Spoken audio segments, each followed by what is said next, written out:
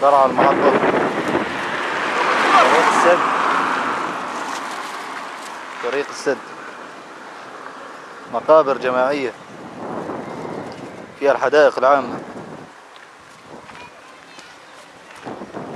واستهداف القبور بقذائف الهاون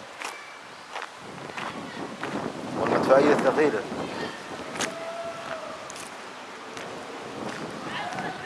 بسبب الحصار الخانق على مدينة درعا تقوم الأهالي بقبر شهدائهم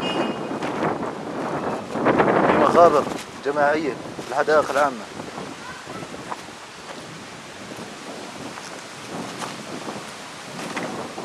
وهنا أطفال يقومون بسقايتها. وعليكم السلام. ما يصير نتصرف. لو سمحت لا تصورني. الله يعطيك العافية. ما بصورك. ولا تصور حدا. طيب ليش بتخاف يعني من التصوير؟ لا تصورني. اوعك تصورني والله بتعرف. ما بدي أصورك بس ليش بتخاف يعني أنت؟ ادينا. خلنا نصور مرة أمانة.